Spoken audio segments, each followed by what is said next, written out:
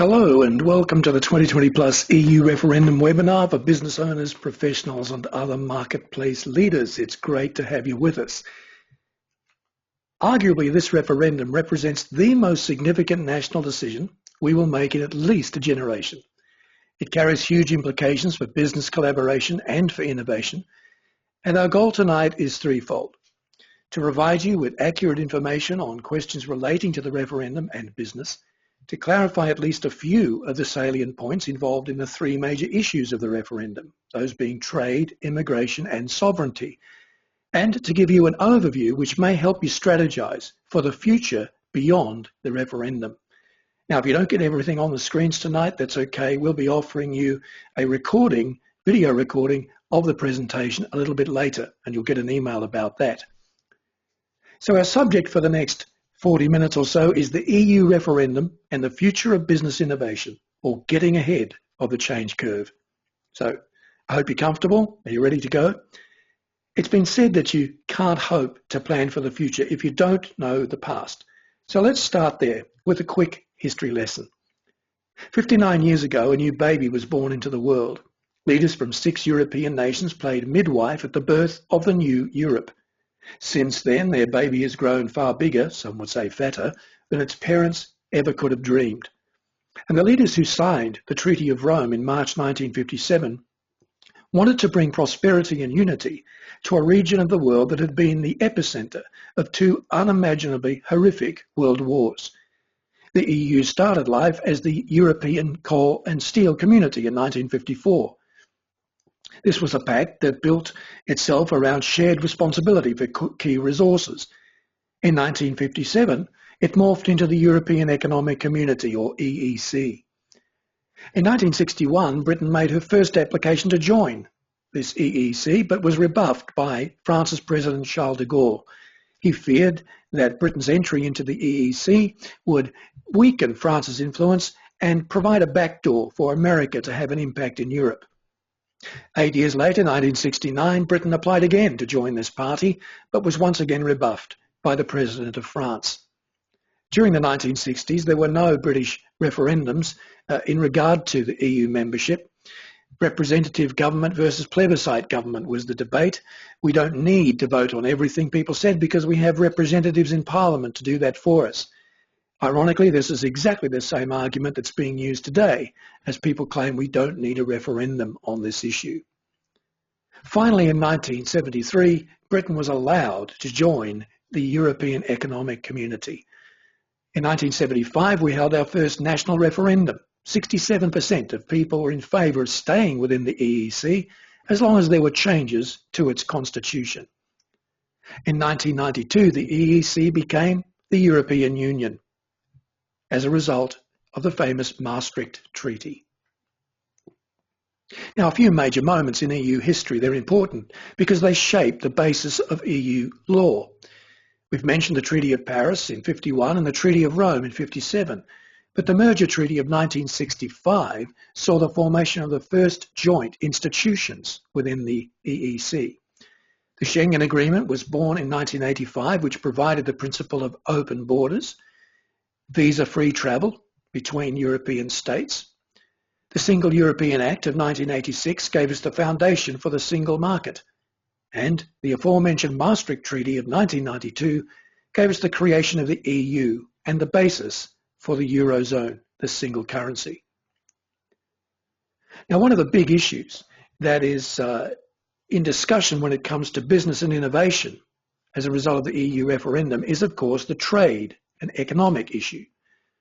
And two major forces are transforming the worlds of business and innovation today, and they'll continue to do so for the next 15 years or more. One of them is urbanization. Every day, we add 187,000 people to the cities of the world. That's 1.2 million people every week. 53% of the world now lives in cities, and by 2030, 60% of India will live in cities, and that's going to push their energy needs up by a factor of about 4. The Chinese government expects 260 million people to move into cities that don't even exist today within the next 20 years. The other major force shaping business and innovation, of course, is digitization. Every day we add 2.5 times 10 to the power 18 bytes or keystrokes of information to the global database we call the internet. 1/4 of the global population were using smartphones in 2015. By 2018, Indonesia will pass 100 million smartphone users. And right now, there are more mobile phones in Uganda than there are light globes in Uganda. Urbanisation and digitisation, taken together, are two of the major contributors to the growth of globalisation. Globalisation, of course, is all about economic links between nations. It's about establishing markets and competition on a world scale. It's about getting a global perspective on economic issues and seeing national economies become truly independent, so that, if you like, when America sneezes, the rest of the world truly does catch cold. And today we're seeing globalisation expressed in the building of mega regions. We have one of these in Europe. It's called by the EU the blue banana. It stretches from northern England down through northern France and southern Germany into the north of Italy. It's an international pipeline of commerce, of trade, of innovation and ideas linking major cities. And over the next 15 years or so, it's going to be mega regions, even more than mega cities, that are going to drive GDP growth around the world. For the architects of the EU, they see their experiment in governance as an attempt to get a larger slice of the global business or trade pie for their constituent businesses through collective bargaining. So the Confederation of British Industry says that 71% of its members say that UK membership of the EU is a very good thing. They say that 67% of their small business owners say exactly the same thing. The net benefit of membership to UK businesses, according to the CBI, is in the order of 62 to 78 billion pounds per year. Now, of course, one of the foundations of the economic side of the EU is the euro, which was agreed in 1999 and introduced through most of Europe in 2002. And the intentions of developing a eurozone were threefold. First of all, to remove barriers to trade. Secondly, to remove internal currency exchanges, those pesky things that hold up business, and to provide ease of travel, therefore, hopefully, promoting dialogue and peace. But there's another less talked about motivation behind the development of the euro, and that's something that's been in the treaties of the EU right back since 1957. It is this idea of ever closer union, ultimately a political union across Europe. If you establish a currency, a common currency, you need a common means of regulation for that currency. That requires a central bank to formulate the regulation. That requires a central political structure to oversee the bank. And so all the way through, we see the development of this federalist idea of a combined political structure for Europe. The European Central Bank was born in 1998. Denmark, Sweden and the UK decided they didn't want to opt in to the Eurozone. They didn't want to use the euro as their currency. They saw it as a threat to identity and sovereignty. And now even countries within the Eurozone are starting to question its stability as a currency as a result of the recent euro crisis. Countries like Greece, Portugal, Spain, Ireland, Cyprus failed to meet their commitments to debt and spending reductions under the Maastricht Treaty. They had to be bailed out by Eurozone countries, by the European Central Bank, by the IMF, with some pretty tough austerity measures, which, let's say, are not all that popular. But there's another aspect, I think, of the euro crisis which is not often talked about, and that is that it uncovered major cultural differences, particularly between the north and the south of Europe, when it comes to things like work hours, taxation, nepotism, and retirement. Up until a little while ago, a Greek person could retire in their mid-50s, while a German would have to wait until their mid-60s to get retirement. These cultural differences for a long time were simply papered over by euro cash, and it just didn't work. Now, in terms of the business world, the Remain campaign is telling us that 8% of small businesses export to the EU, and 15% on top of that are in the supply chains of companies which do export to the EU. They say that being a member of the EU prevents the UK companies from paying very high import and export tariffs. That may very well be true. They say it allows UK companies a seat in the world's largest trading bloc, access to a $24 trillion market. And they say that being a member of the EU helps UK and Europe to compete against some of the rising developing nations, particularly the nations called the BRICS nations. BRICS, of course, is an acronym for Brazil, Russia, India, China, and South Africa. 25% of all global GDP is generated by this region today. 40% of the world's population is within this region, 50% of the world's workforce. The BRICS countries recently developed their own development bank to encourage innovation within their regions. And now we have countries like Indonesia, Mexico, Turkey, all knocking on the door, interested in joining the BRICS alliances. In the end, we may see them forming a BRICS version of the EU, with their own version of political, cultural integration, and perhaps even in time, some sort of common currency. Now, on the leave side, when it comes to trade and economy, we have the claim that only 6% of UK companies export to the EU, while 100% are caught up in the EU's famous red tape. They also point to the social democratic system that is in vogue in much of the continent of Europe as distinct from the free market-leaning, more capitalist style of doing things in the UK. I've tasted both of those coming from Australia 21 years ago. I lived in Copenhagen for 10 years and have lived in the UK ever since. And I think that here in the UK, we're sort of halfway between the social democracies of continental Europe and the more capitalist free market system favoured in the United States. We like capitalism, we like free market, but we also want a degree of social safety net. We insist, for example, on the NHS. British companies, say the Leavers, could organise favourable deals of their own with emerging markets, including the BRICS nations. So let's just think for a moment about some of the big impact on business and trade and economy. In the area of science, I think we have a talent pool and research and development that are global, so science won't be too affected, whatever we do on June 23. Financial services in the UK, well, they're regulated globally and they have a global talent pool. So again, the effect may be minimal. Banking, however, is seen as a gateway to the Eurozone, and British banking may therefore become vulnerable if we leave the European Union. Manufacturing, biotech, digital technologies, the environment, environmental sciences, these are all groupings that have standards set at a global level. So once again, they may not be particularly affected by pulling out of the EU.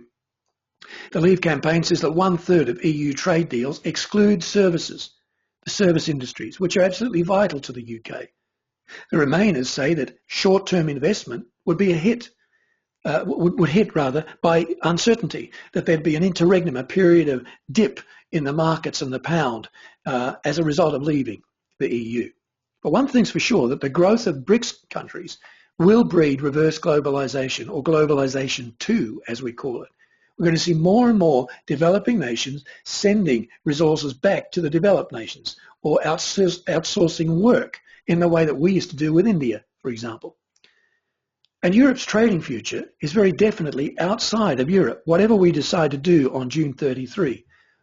Just trading within Europe won't be enough. We need to have trade with the developing world, because so much of the action is going to be in the developing world over the next few years.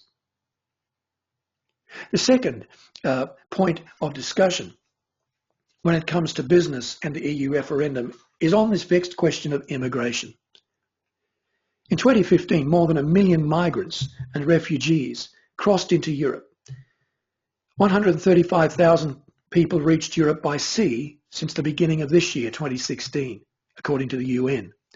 Many, but not all of them, were asylum seekers, mainly from countries like Syria, Afghanistan, and Iraq. Germany received the highest number of asylum applications in 2015, with more than 470,000, but Hungary had the highest number in proportion to its population. 1,800 people coming in for every 100,000 people in the population. The EU average was 260 coming in for 100,000. The UK received just 60 per 100,000 residents. In September of last year, EU ministers voted by a majority to relocate 160,000 refugees EU-wide. The UK opted out of this plan for a quota system, but David Cameron said that the UK will accept up to 20,000 refugees from Syria over the next 5 years. And of course, the mass migration we saw last year is just part of a much bigger issue, and it's not going to go away anytime soon. We live in a very mobile world. Every day, more than 8 million people fly somewhere in the world. That's 3.3 billion people every year in a travel industry that's worth a total of 7.6 trillion American dollars. By 2034, it's estimated that 7.3 billion people will be flying every year somewhere in the world. In 2015, 244 million people, that's 3.3% of global population, were living outside their country of origin. Most of those people were economic migrants, folks just looking for a better lifestyle, a better shot for their children. But a growing number were fleeing crises in various parts of the world. And that's not difficult to understand when you see that 8% of the globe owns 82% of its wealth. It's not hard for people now to get a smartphone in Africa and see what's going on in Europe and say, look, you know what? Much better lifestyle, no crises, no wars. I think I'd like a piece of that action. I'd like to move there. One of the big issues when it comes to migration is population change globally. In 1900, Europe represented 25% of the global population. Today, it represents just 7% of global population. 1 billion people live in Africa, but by 2050, that will be 2.5 billion people.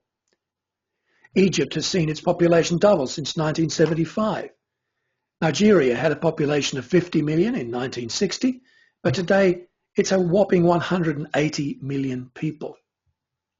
Now, as far as the EU is concerned, when it comes to those coming in from outside, asylum seekers can stay, refugees can stay, but economic migrants, it says, must return to their native countries.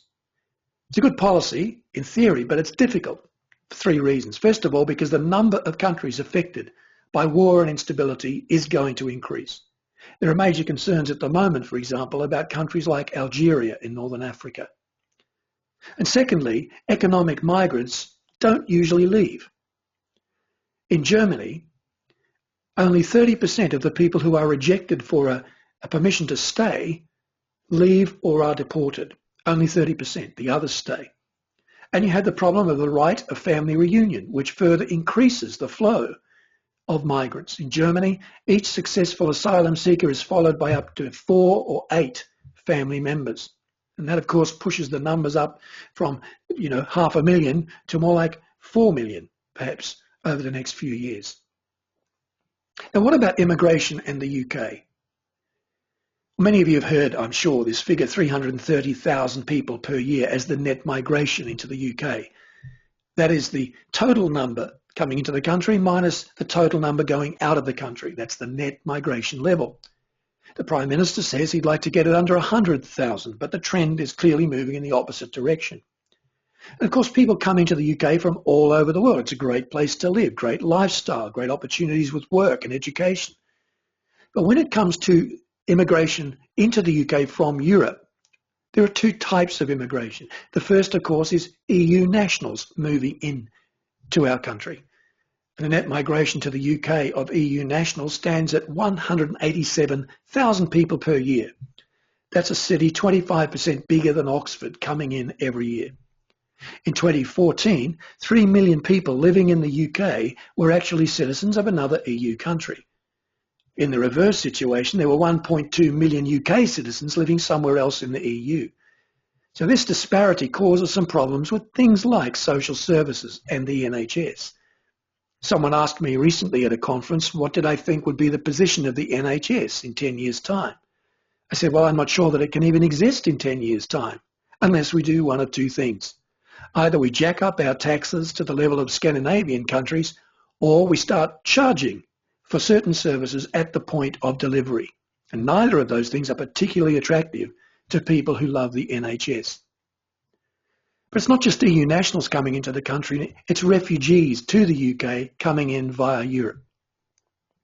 500,000 refugees and families could move to Europe by 2020, according to the usually reliable Migration Watch figures. And the EU has a problem, doesn't it, with it controlling its external borders. Germany last year suspended the Schengen agreement for a while because it wasn't happy with Austria. Austria, it said, was letting in too many people that were then crossing into Germany. And it's very difficult for the EU now and in future to control the huge land and sea borders that its member states collectively represent. It could do it, of course, by forming a European army or security force, but there's not too many people at this present time that are all that enamored with that idea. We talk about Britain as an island state, but I think in every sense except the geographical one, we are no longer an island state. By being part of the EU now, our borders are 6.5 times bigger than they were originally without the EU or the EEC. 6.5 times. It's a massive area to police. The fact is, though, the West needs immigration. We can't balance our books. Business can't survive. Business can't grow unless we have immigration. Our birth rates are low. Birth rates are the number of live births per 1,000 people per year. The UK has at present 12 births per 1,000 people per year. Germany has just 8 births per 1,000 people per year. Compare that with South Africa, 21, and India, 20 births. And you see the difference between the developing world and where we are today. Those people are going to have to go somewhere, and they'll see that we have plenty of space and say, well, I'd like some of that. Fertility rates are down too in Europe. Fertility rates refer to the replacement rate for the population. To maintain our current population level and therefore our current GDP, we need to achieve at least 2.1 children per woman in Britain. Today, globally, the number is even higher, 2.33. That's largely because in developing countries there's a lot more child mortality. But the EU average is just 1.5 children per woman. The Spanish average is 1.27 children per woman. Every generation of Spaniards is 40% smaller than the one that came before it. The Portuguese president just recently said we have a massive problem in Portugal with this issue of fertility rates. Italy, the famous bastion of Catholicism, a place known for producing many little children, has seen its lowest birth rate since statehood in 1861. There are experts now postulating that countries like Italy might die within just a few generations if they can't address the falling fertility rates. Fact is, the West can't survive. We can't balance the books without immigration. So I guess the question isn't, do we have migration? The question most people are trying to ask today, I think, is how do we manage it? Now, mass migration is a global problem. The sort of thing we saw last year is going to continue to happen in different parts of the world, and groups like the UN need to get more involved in that. But in the meantime, how can we, the UK or the EU, apply limits to ensure that we have the resources to provide a reasonable quality of life for everyone that comes in and for those of us already living here? And it is difficult. It's difficult for politicians, for example, to mix compassion with pragmatism, even when they want to do it, to mix humanitarian concerns with concerns about manageability. What about the impact on business when it comes to migration issues? Well, the Remain side says that most EU migrants come here seeking work. They want to work. They say that most EU migrants have finished their training when they come here, and they're young enough to be at the start of their earning curve. The Leave campaign, meanwhile, says control on migration levels, if it were handed over to the UK rather than the EU, might actually boost wages for the poor. The Remainers say that a liberal migration policy raises productivity and living standards. The Leave campaign says that liberal migration policies raise the cost of some social services like the NHS. But an interesting fact we need to point to here is that if you put aside the issue of migration for a moment, our jobs market is shaped more by domestic affairs than it is by EU policies. If you put aside migration as a factor just for a moment, the condition of our jobs market, the number of jobs and the type of jobs available to us, is shaped more by domestic affairs, things like union activity, oil prices and our response to them, labour reforms, the laws set internally regarding hiring and firing. These have more impact on the jobs available than EU policies. And now we come to the third and final major area of discussion in the EU referendum debate, and it really does have a big implication for the future of business and innovation. It's this issue of sovereignty. 12 years ago, Sony couldn't even get a robot to walk. Now they can run, they can climb stairs, they can even greet visiting presidents of the United States. Sony now has an entire wing of its research facility in Japan devoted to the study of robot anthropology, the study of how we'll interact with robots at every level of life. We expect the jobs currently done by about 230 million people to be automated by 2030. In fact, an Oxford University study last year suggested that between 35 and 45% of jobs in the UK and the US may be automated in the next 30 years. That's a massive shift in terms of job availability. The challenges posed by things like automation and climate change reinforce the fact that global problems require global convergent solutions. No one country can solve these problems on their own. We need to work collaboratively.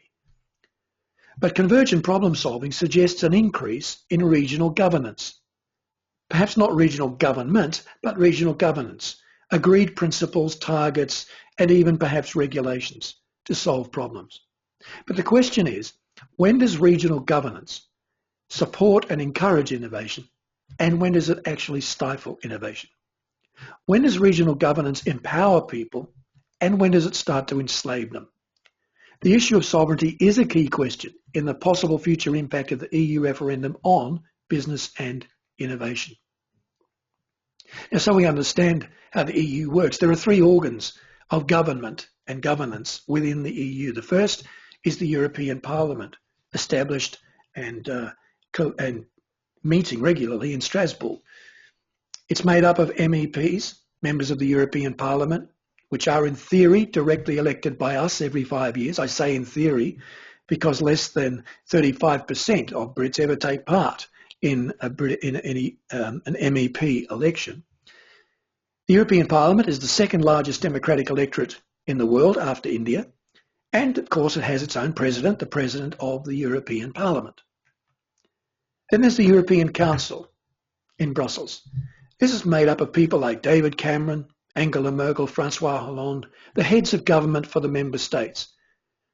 It's not a legislative body, it sets no laws, it's a strategic body. It outlines political directions, priorities, gives guidance to the Parliament and the European Commission. Again, it has its own president, the President of the European Council. And finally, we have the European Commission, again in Brussels. 23,000 civil servants with its own cabinet government, cabinet made up of one minister for every nation represented in the EU. And these ministers are appointed by their national governments, but they have to act independently of their national government. They have to act in what they see as the best interests of the EU. This group, the Commission, proposes legislation up to the Parliament. The Parliament decides on what's going to do with it. And the Commission also implements the decisions made by the Parliament, so it runs the day-to-day business of the EU. Once again, in typical European fashion, it has its own president, the President of the European Commission. Now, it's not just political sovereignty that's at issue here, though. It's legal sovereignty too. Whose laws will impact us the most? Which laws will shape business? Which laws will inhibit or enhance innovation over the next decades? The European Court of Justice is the major legal body of the EU. It does three things. It interprets the law of the EU as set by the Parliament. It enforces the law among national governments. And it has the power to annul EU illegal acts. So if a country, a member country, says the EU has acted in a way that has violated its own treaties, that would be heard by the European Court of Justice.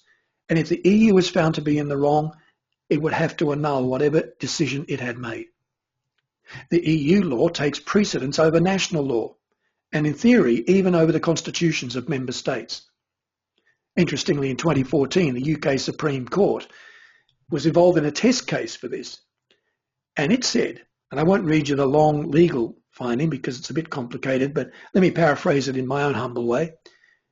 The Supreme Court basically said if we think the European Court of Justice challenges the fundamental principles of our unwritten constitution, we will challenge it.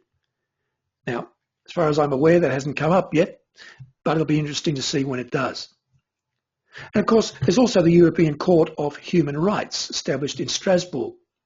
This court rules on applications about violations of civil and political rights for individuals and for states.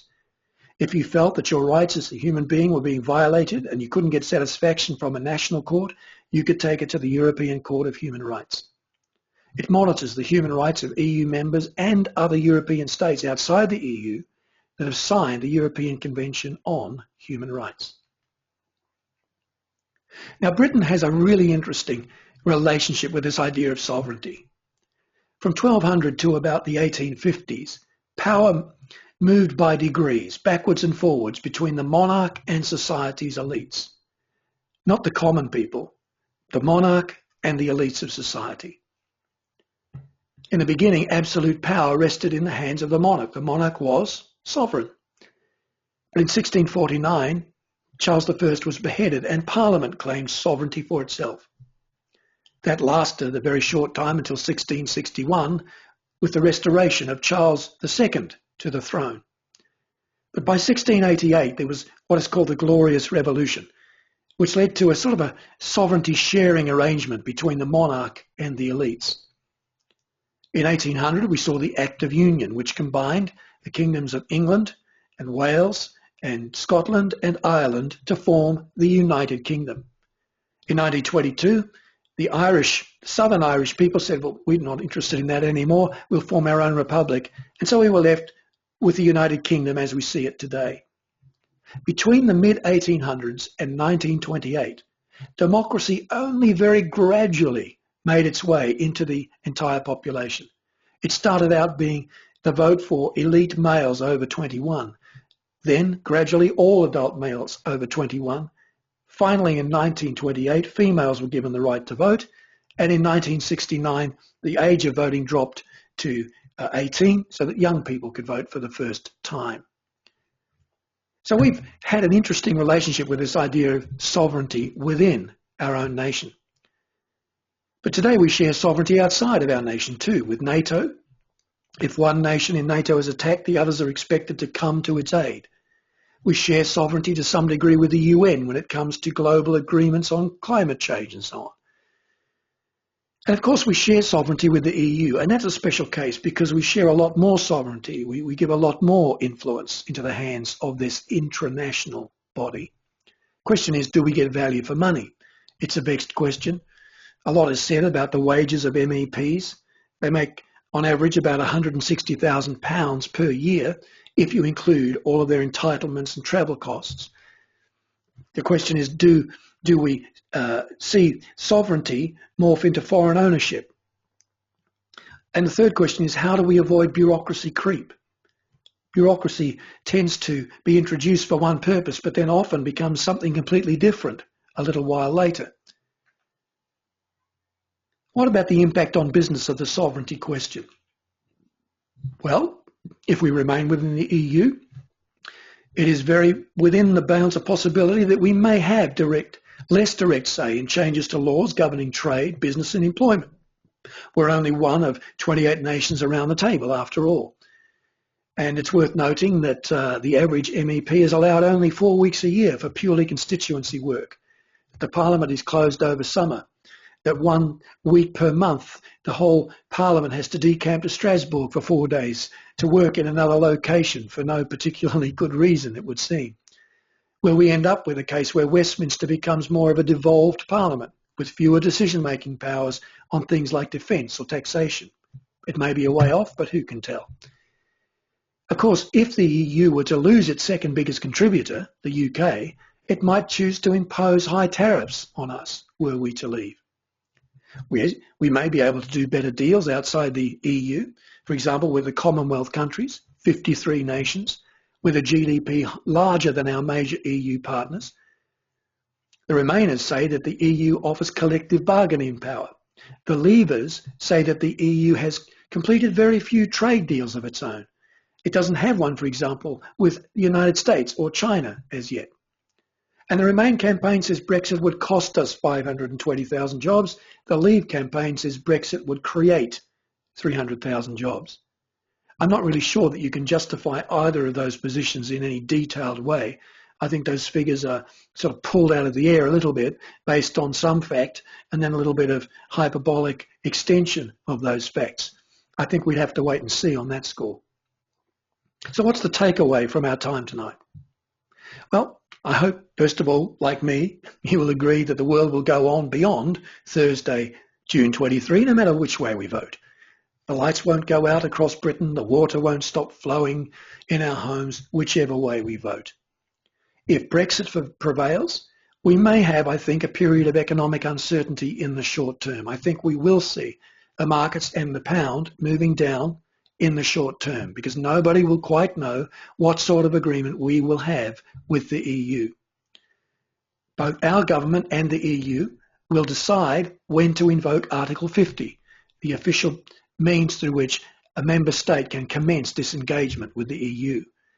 This is a process that takes 2 years, or at least 2 years is allowed. 2 years is allowed for the process, unless all the other member states agree for an extension, which is unlikely. If Brexit prevails, large companies who've been threatening departure will have some serious thinking to do. They'll have to balance self-interest with public sentiment. The government, I think, will offer them incentives to stay. Small businesses will demand fewer new UK regulations to replace outgoing EU regulations.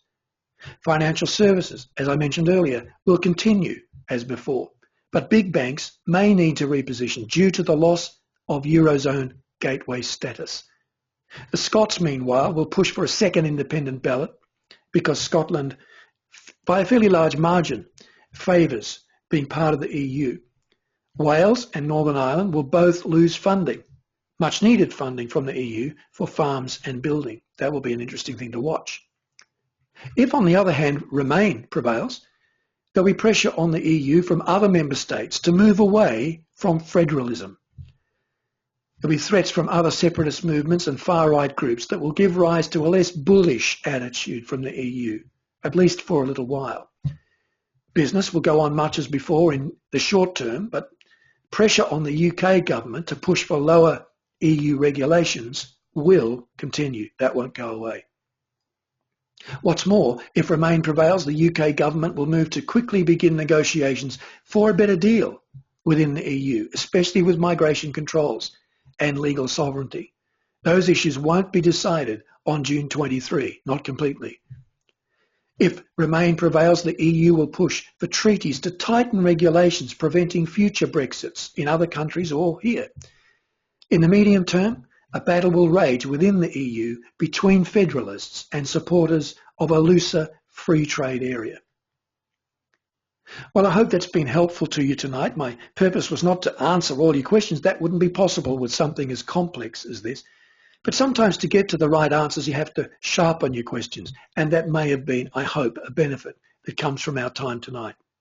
Before I leave you, let me just remind you that if you'd like to hear more about our personal leadership coaching programs, we'd like to hear from you. We're offering great leaders the chance to sharpen their skills in communication and team building, the opportunity to build new strategies for confidently engaging future change based on the research that we do into future change. Most of all, we're offering some quality leaders, and I'm really privileged to coach some excellent leaders right now. We're trying to help leaders become the cultural architect that they know they are wired and destined to be, and we'd like to help you with that if we can. If you'd like to know more, simply contact us at coach@2020plus.net. For now, this is Mal Fletcher bidding you a great evening and great wisdom as you vote on June 23. Bye for now.